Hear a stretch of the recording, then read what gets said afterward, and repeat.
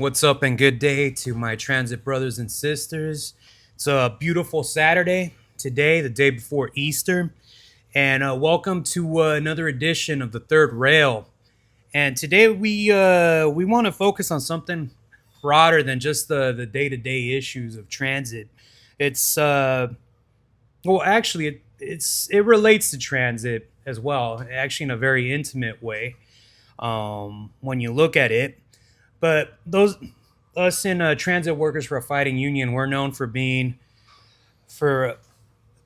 providing a socialist viewpoint on the world events and how it affects transit workers. And times are tough right now. The bombs are raining on Iran right now. The economy is going to Tanking. the dogs. Is tanking, that's for sure. Um, and there's just a lot of turmoil out there, and there's like a need for answers. And today we want to have a discussion on the question of why transit workers should stand against imperialism. And in this instance, we want to talk about Cuba and why it's in the interest of transit workers to actually take a side in defense of Cuba. Now, this is for a lot of people a very controversial issue. Obviously, you're born and raised in the US, you go to school here, and you come under a lot of propaganda about what Cuba is and what it does and whatnot. Man, we're here to tell you that you've been propagandized. So, one of the things that's, I can't say this about all transit workers. Some of us, if you grew up Latino in this country, a lot of us would not admit to it if you around certain circles, but a lot of us grew up idolizing Che Guevara and Fidel Castro. Um, and then you're told, oh, they're tyrants, they're dictators, this and that, and whatnot. And the Cuban Revolution oppresses its people. Um, but again, I want to get back to the point that in the schools in this country, the talking heads, they feed you a lot of lies. And I want to leave the floor to my colleague here, Tom Cowperswaite, who was just in Cuba to describe the situation right there. As everyone's aware, Cuba is under a blockade. The Trump regime has been basically starving Cuba out.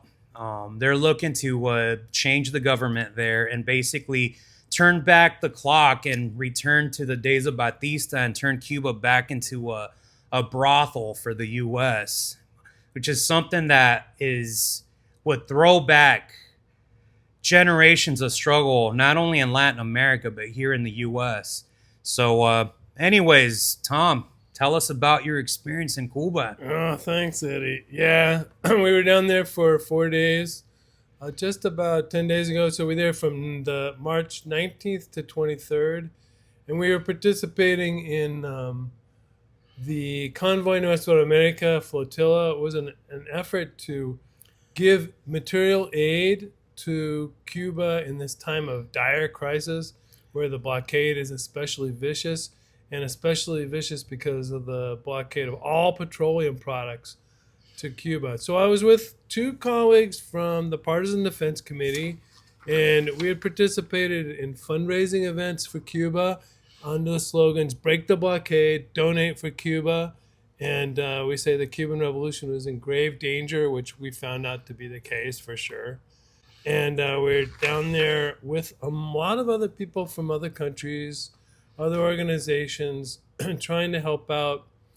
We donated not only a lot of money was generated, I think over $20,000 or over 19,000 British pounds, and we also brought down big suitcases filled Hmm. with medical supplies, food, bandages, flashlights. It would seem like a drop in the bucket once you're down there, but it was really, really appreciated. And I think everyone knows that after the uh, brutal and grotesque attack on Venezuela, where Yeah, that was bad. they just went down there. They shot and killed 32 Cuban soldiers who were part of Maduro's security detail, and then they took him to a jail not too far from where I work in Mm-hmm. Sunset Park, where the elected president, the president of the Republic of Venezuela, a sovereign nation, was just plucked out, plucked by the United States out. And of course, Trump's been so emboldened by that, he went immediately on the offensive against Iran. Yeah, so I could tell you a lot of things about Cuba, or we could talk more about how the fact that rampaging U.S. imperialism is not good for anyone on this planet, and including not necessarily, especially, but including the American working class, including transit workers.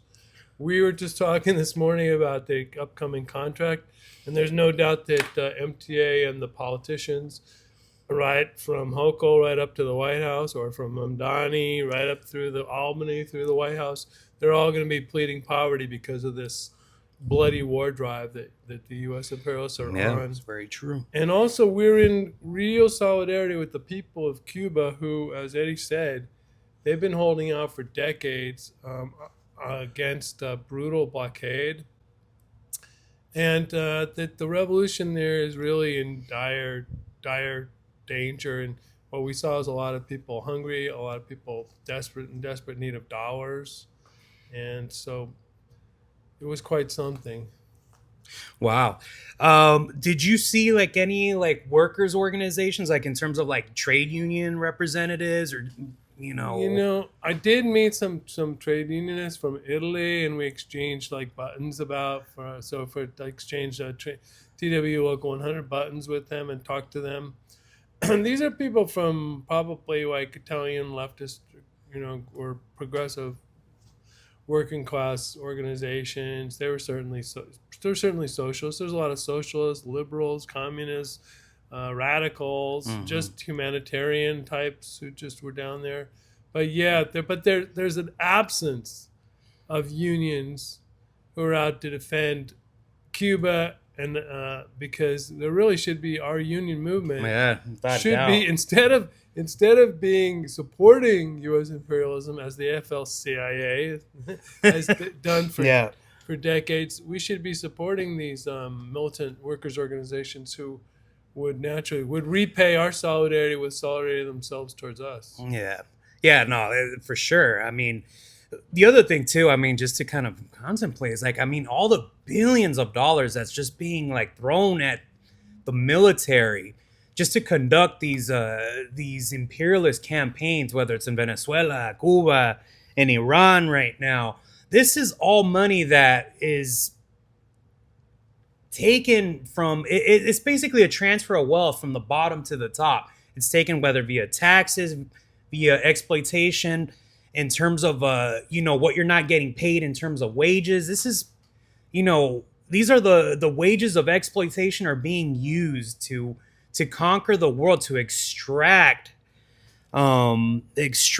blood and profit from the global poor. And this is a situation that is just, it's toxic, because one way or another it's always going to come back to us, like Tom had mentioned earlier. I mean, they're going to seize on this situation right now. Like, well, actually, Trump already mentioned that we're at war. There's no money for daycare, for childcare, and whatnot. He was being very explicit about that. But that's exactly how imperialism works. And I think what we want to convey as transit workers for a fighting union is that we have every interest to fight to defend these bastions of revolution, in particular Cuba.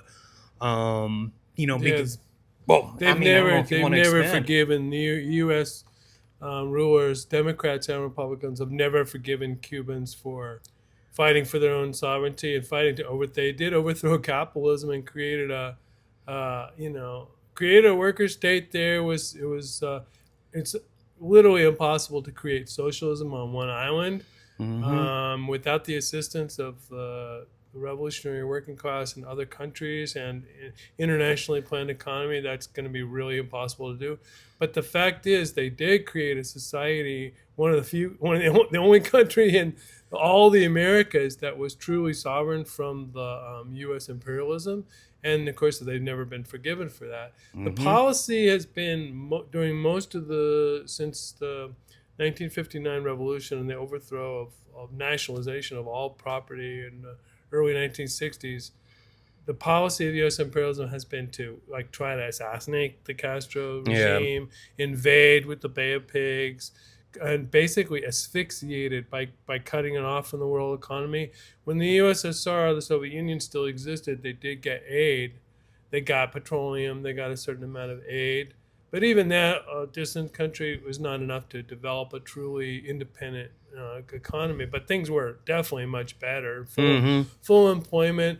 Cuba, let's just talk about some of the good things. Really, really excellent education system. Mm-hmm. It did provide housing. There was not a mass homelessness at all. There was very advanced medical care, and to this day, their medical care is really. People know about the doctors that Cuba sent all around the world. Mm-hmm. Until recently, they had doctors in Jamaica, in Guatemala, in many other Latin American countries and elsewhere, which was useful for the island because it helped create hard currency for them to buy goods on the world Mm-hmm. market to sort of break the blockade that way. What else did Cubans do? Well, they sent their army to Angola to Yeah. decisively defeat South African apartheid military intervention in Angola. Matter of fact, people think that the Cuban intervention in Angola was really signaled the death knell of apartheid in part, Yeah. and the South Africans are extremely grateful, as the people of the world should be grateful to this internationalist duty performed by Cubans. Despite the government, which has, like other regimes, tried to live in peace with U.S. imperialism, you know, has not always fomented revolution elsewhere, has a privileged existence in their own country, and right now they're trying to negotiate above the heads of the Cuban population, but understandably to a certain extent, but they're trying to negotiate a deal with Trump. One of the things we were talking to Cubans about on our visit was how don't have any faith in negotiations with Trump. They know that Mm-hmm. they know that to be the case, but nonetheless, things are really hard in Cuba, and maybe right now maybe you'd want me to say a few things about that. No, I think people would appreciate that because we're not without criticisms. Obviously, as Tom had laid out. I mean, I'm glad he laid out like the positive aspects, which get really downplayed in Yeah. the media here in the U.S. And I also have like personal experience, at least with my family. It was my family's from rural Mexico, and Cuban doctors were kind of renowned. If you had a Cuban doctor, it was kind of, you weren't charged money. It was they were just the reputation that they had for being people to make the most with the least amount of resources was incredible. And a lot of times they were dispatched to locations that were out of reach of like the central government in Mexico and whatnot. So this was a very profound humanitarian duty that they did to the masses of workers and poor and the peasantry in Latin America. It was very impressive.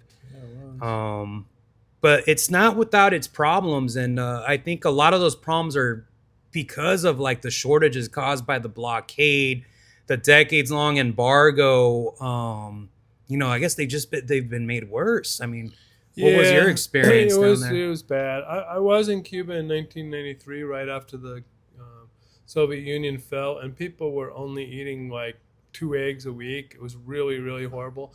In some ways, now it's worse.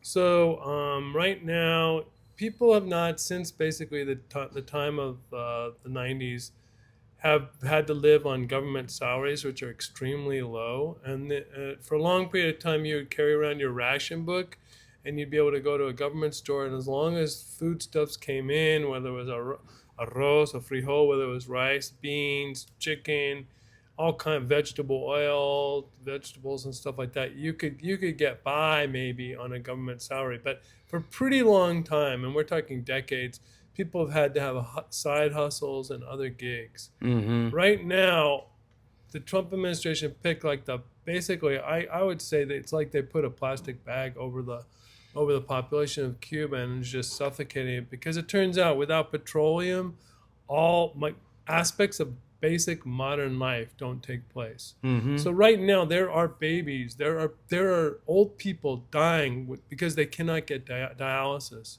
because when there's no electricity you can't run the dialysis machine, or when there's no petroleum you can't put them on a bus or get a taxi to take them to dialysis. This goes for kids, little children, neonatal and other children who need a breathing support apparatus. People, what about people who need MRIs or X-rays or even basic medical care? They are being killed by the U.S. right now. Mm-hmm. Last week they did let in. I think Trump was so preoccupied with his slaughter in Iran that they did let in one Russian boat. They're planning on Russia's planning on bringing another boat in Yeah, too. well, Last let's I hope. read. I mean, they really need all the help that they can get, and that's going to come from working class people like you and me, and needs to come from countries that are opposed to U.S. imperialism, but most especially places like China, which is not a capitalist country. It's just a country that should be in solidarity with Cuba, and they also have enormous wealth and potential. I mean, there's so many aspects of this to deal with. Well, I want Where to do you want to go be. from here? Well, I mean, you know, I guess playing devil's advocate, because I could just hear my coworkers, especially my right wing coworkers. Well, why don't they just, why don't they just get rid of the Castro regime and just adopt capitalism? Yeah. Like, why don't they just do that and get Trump off your back, get America off your back, and just go back to, Well, this is, for a long time it's been like, of course, the Castro, the bourgeoisie that left Cuba, they got kicked out during the revolution. They've never forgotten their losses. And their Mhm. hostility is so severe in this country. And it's not just them, of course, it extends all the way to upper levels of the American ruling class. They hate the fact that the Cuban people took control of their own country and Mhm. kicked them out. And so that hostility plays into all political calculations about Cuba, because they don't just want to overthrow the regime, they want to overthrow anything that was good that came out of the revolution. Certainly the Cuban Communist Party knows that. In other words, they know that they might not just want to kick them out of office, they might want to put them against the wall. That's one aspect.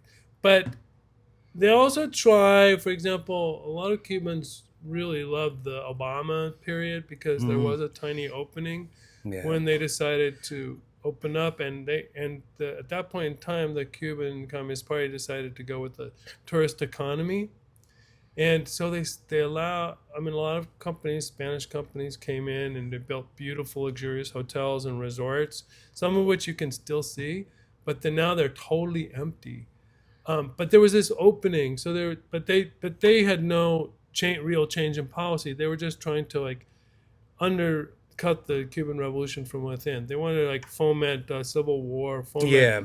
and overthrow the Communist Party regime. And like Eddie said, we have a lot of disagreements with their mismanagement of the economy. For example, they've tried all kinds of different currency reforms that have, but basically, people in Cuba today, I really need to convey this, is that they're desperate for a hard currency because they can't live off their government salaries. They have to get dollars or euros and then go on the black market or go to privately run stores and get the supplies that they need. But, a lot of not everyone has access to dollars. And Mm. in the old days, those who worked in the tourist sector had more access to it. But after COVID, Oh the yeah. tourist That. sector never came back. Yeah. So like their lifeline was tourism. Like a lot of countries in the Caribbean and elsewhere that have to live under the thumb of imperialism, they don't develop their own internal economies. They just develop tourist economies to try to bleed money off of tourism and imperialist centers. Maybe some of those countries will have tourism even, in a better time. But countries need to be able to create their own food, have some semblance of sovereignty, be able to have economies that, they can produce basic necessities for the population. Yeah. Right now, that's being cut off from Cuba. There is food. When we went there, we were worried that we weren't even going to be able to get food. But there's food. But all the food now is mostly like on the black, like privately. The government has allowed the opening of privately run stores, and that's actually what Trump is doing. If you're a private company, you can buy petroleum. You can buy whatever you want and bring it into Cuba. But if you're the government, Yeah. if you're a school, if you're anything connected with the military, they're trying to force regime change. Yeah. They're trying to strangle it and whatnot. Yeah. So I mean, a lot of the times that I have discussions on Cuba, like at work, I think it's useful to contrast it like now, with like, for example, the Dominican Republic, which a lot of my coworkers have been to.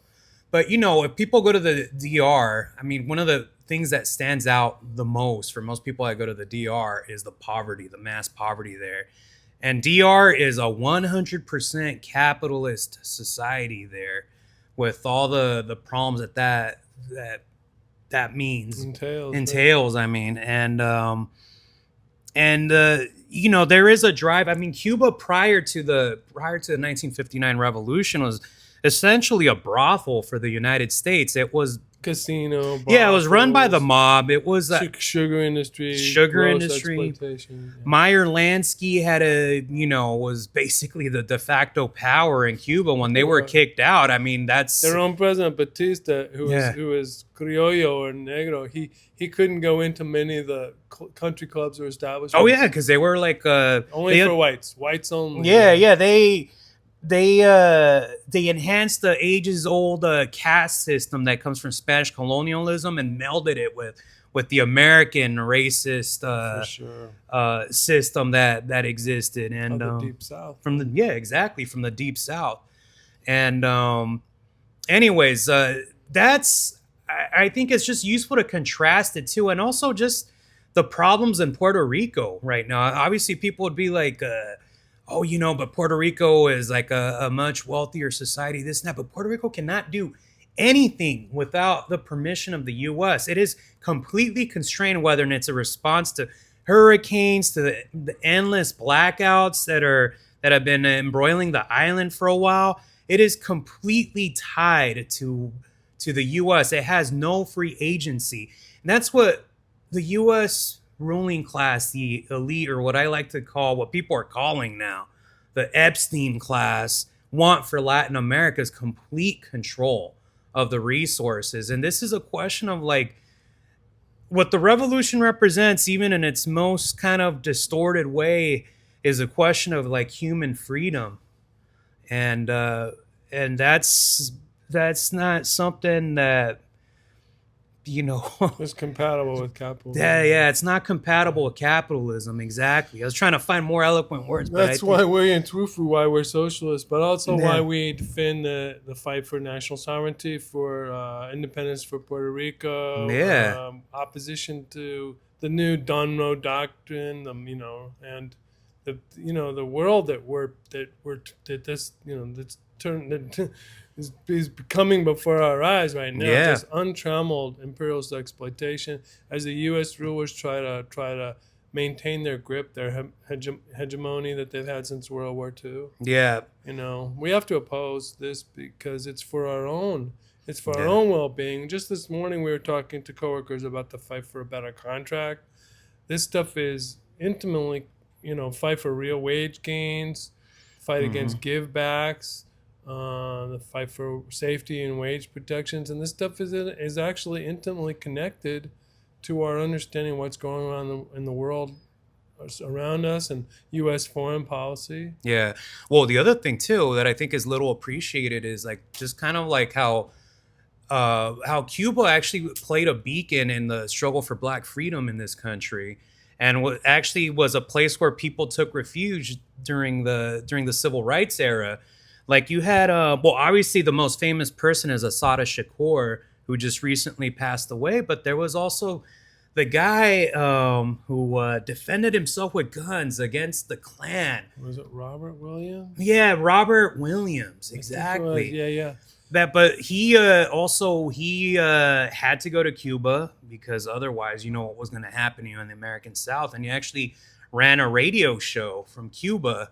Now this is all coming back to me, so I can't recall the exact name of it, but it was you know, it's just kind of highlighted like the impact that the Cuban Revolution had just by virtue of being so close to the U.S. and what it meant. But anyways, it's just food for thought. I think people really downplay the impact that it had, and you know, it's It would important. be a terrible, terrible thing if the U.S. was to take back Cuba and turn it into another state or just a just a colony. I mean, the way this regime is running, they just would like. I mean, Trump just openly says, "I'm going to take Cuba." Yeah, I'm yeah, it's gonna vile. bomb Iran back to the Stone Age. I'm gonna take Cuba. I can go to Venezuela. We own all its oil now. This is the way they talk. Well, we used to say anti-imperialism abroad means class struggle at home. In other words, we need to fight along with our class brothers and sisters around the world That's for a better society. And Cuba, let me just say that what little we did bring was really, really appreciated. And when we took our medicines to the hospitals, Mm-hmm. and they told us about how it's almost very, very difficult for people to plan a basic operations because you have to go out and get the medicine, the bandages, the anesthesia yourself, and then come back because they don't have it. Mm.